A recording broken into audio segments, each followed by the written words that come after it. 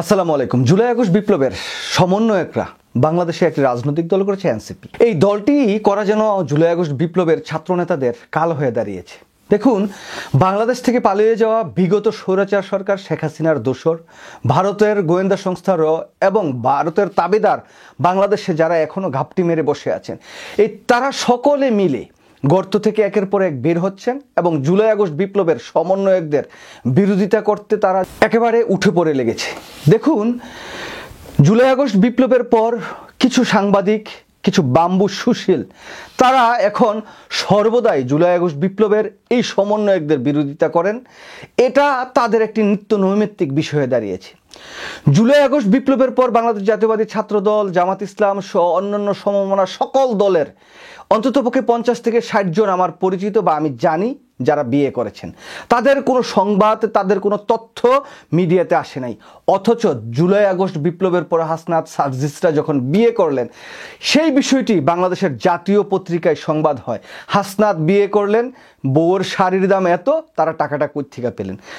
সার্জিস বিয়ে করলেন, তার বউ এই তার বিয়ের খরচ এত, তারা কই থেকে এত টাকা পেলেন যে তারা বিয়ে করেন। এখন আমার প্রশ্ন হচ্ছে, তারাই কি শুধু বিয়ে করেছেন বাংলাদেশে জুলাই আগস্ট বিপ্লবের পর? অন্য কেউ বিয়ে করে নাই? তাহলে কেন রে ভাই এই শুধুমাত্র সমন্বয়কদের বিয়ে নিয়ে সমালোচনা? শুধু কি বিয়ে নিয়ে সমালোচনা? ধরা যাক গাড়ি শোডাউন। বাংলাদেশের রাজনীতিতে গাড়ি শোডাউন দেওয়া এর নতুন কোনো বিষয় যে আজকে হাসনাত আবদুল্লাহ অথবা সার্জিসরা গাড়ি নিয়ে তার গ্রামের বাড়িতে যাচ্ছেন শোডাউন দিতে? সকল দল মানে বাংলাদেশের ইতিহাসে সব সময় আমরা দেখেছি তারা গাড়ি বহর নিয়ে তারা রাজনৈতিক শোডাউন করেন। নুরুল হক নুরুকে দেখেছি, অন্যান্য দলের নেতাকর্মীদের দেখেছি, এটা স্বাভাবিক একটি বিষয়। অথচ এই যে সমন্বয়করা কেন গাড়ি বহর নিয়ে যাবেন, কোত্থেকে এত টাকা পেলেন, গাড়ির টাকা কে দিয়েছে, এই বিষয়টি নিয়ে তর্ক বিতর্ক শুরু হয়েছে। কেন রে ভাই, বাংলাদেশ কি এটা নতুন কোনো বিষয়? নতুন তো কোনো বিষয় না। এই যে এনসিপি নতুন একটি রাজনৈতিক দল গঠন করলো, সেই সময় স্টেজের খরচ এত, এটার খরচ এত, সারা বাংলাদেশ থেকে নেতৃবৃন্দরা আসছেন, সেটার খরচ হতো। তাহলে এত টাকা তারা কই পেলেন, কার থেকে আসছে, কিভাবে চাঁদা গ্রহণ করলেন? এখন বাংলাদেশ জাতীয়তাবাদী দল বিএনপি যখন মহাসমাবেশ করে, তাদেরকেও তো নেতাকর্মীরা আসেন, অন্যান্য দলের নেতাকর্মীরা যখন সমাবেশ করেন, কোনো প্রোগ্রাম করে, তারাও আসে। তাহলে তারা কোথা থেকে টাকাটি পায়?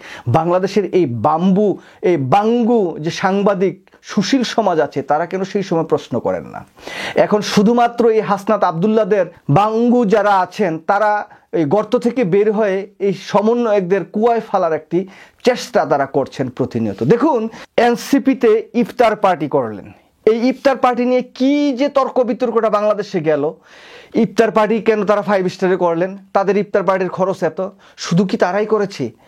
বাংলাদেশের সকল দল বিভিন্ন পর্যায়ে তারা বিভিন্ন জায়গায় এই ইফতার পার্টিগুলো করেছে। 5 star, 3 star, 6 star, 2 star, 1 star, মাঠের ভিতরে ইফতার পার্টি করেছে।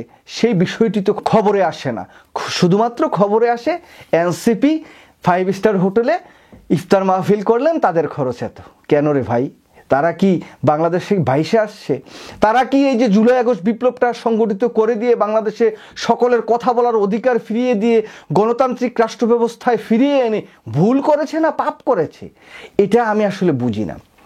এখন প্রশ্ন আসে যে সার্জিস যে নতুন পাঞ্জাবিটা পরলেন, পাঞ্জাবিটার দাম এত। বাংলাদেশে কি সার্জিস, হাসনাত আবদুল্লাহ, নাহিদ বা আসিফ, হান্নান, তারাই কি শুধুমাত্র পাঞ্জাবি পরে? আর কেউ পাঞ্জাবি পরে না? তাদের পাঞ্জাবির দাম কেন আপনারা জানেন না? বাংলাদেশের সবাই তো পরে, সবাই তো করে, কারোর কোনো সমস্যা নাই। শুধুমাত্র সমস্যা ওই যে সমন্বয়ক। কারণ সমন্বয়কটা তাদের বুকের তাজা রক্ত রাজপথে বিলিয়ে বাংলাদেশটাকে স্বাধীন করেছে, সেটাই হচ্ছে তাদের সমস্যা। সেই ভুলটা তারা করেছে বিধায় এখন এই বাঙ্গুরা সবাই তাদের বিরুদ্ধে লেগেছে। কেউ কথা বলতে এক পাও ছাড়ছে না। এই মুহূর্তে বাংলাদেশে যত প্রকার চাঁদাবাজি হচ্ছে, কারা করছেন?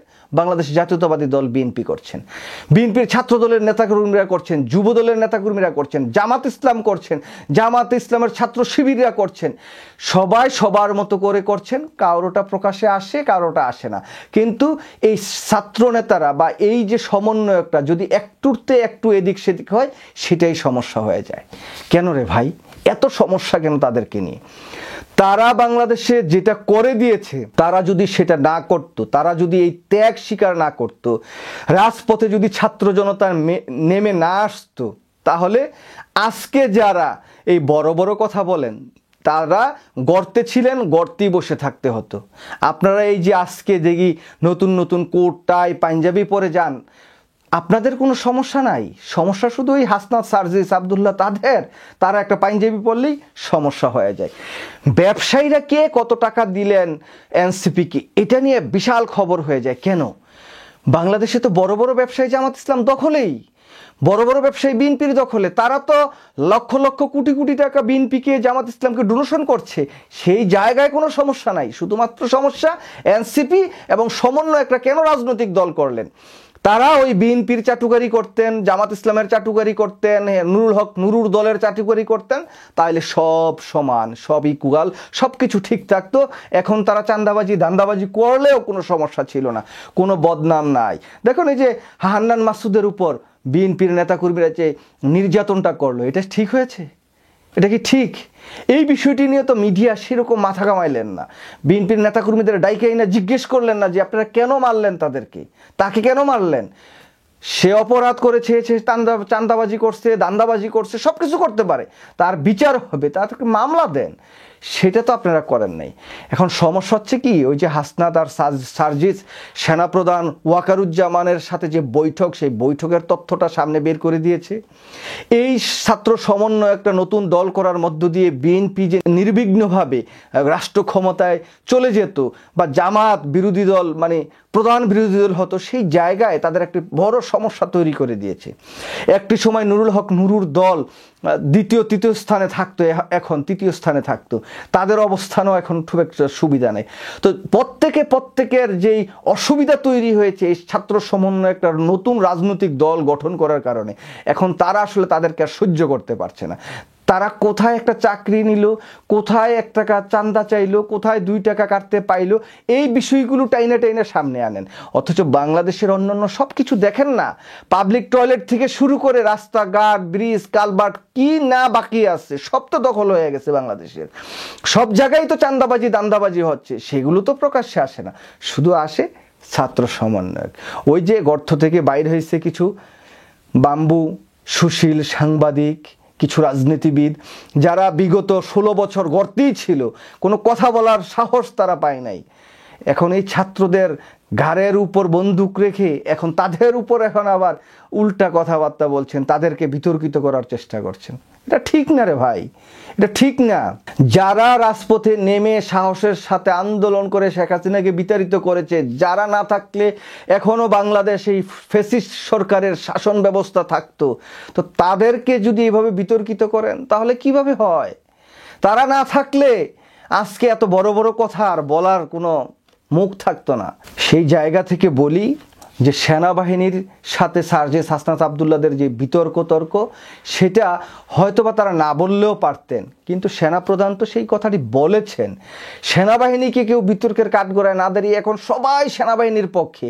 কারণ ওই যে সেনাবাহিনীর প্রতি একটা ভয়, একটা ভীতি বাম্বু দিতে পারে সেই আয়না গড়ে নিয়ে আবার, সেই কারণে এখন ওই হাসনাত, সার্জিস, তারপরে নাহিদ, আসিফ, তাদের বিরুদ্ধে যত কথা, যত দোষ তাদেরই, সব দোষ তাদের।